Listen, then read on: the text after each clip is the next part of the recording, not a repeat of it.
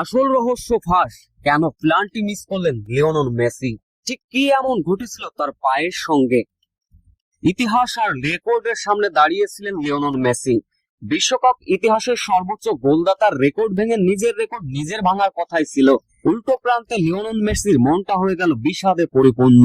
অস্ট্রেলিয়ার বিপক্ষে আজকে বাঁচা মরার ম্যাচ ছিল আর্জেন্টিনা, কেননা জিতলেই দ্বিতীয় রাউন্ড নিশ্চিত হয়ে যাবে।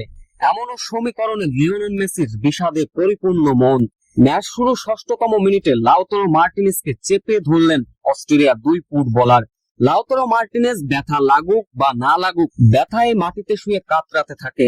অন্য প্রান্তে ২ মিনিট খেলা চলতেই থাকে। রেফারিও বুঝতে পারেন যে লাউতারো মার্টিনেজ হয়তো বা অভিনয় করছে, তাই তো খেলাটা চালিয়ে গিয়েছিলেন। এক পর্যায়ে আর্জেন্টাইন ফুটবলাররা হাত উঁচু করে রেফারিকে বারবার বললেন, স্যার সে তো ব্যথায় কাতরাচ্ছে, আপনি VAR এর নিন, দেখুন এটা প্লান্টি হয় কিনা।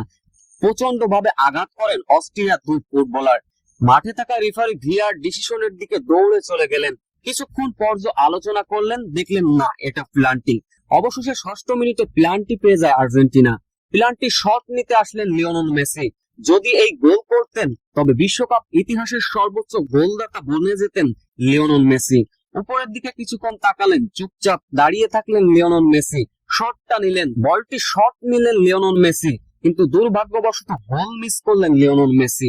নিজের সঙ্গে নিজেই কিছুক্ষণ কথা বললেন, কষ্ট পেলেন, কাঁদো কাঁদো মুখ ছিল লিওনেল মেসির, যাতে করে হতাশার মাত্রা বেড়ে যায় আর্জেন্টিনার।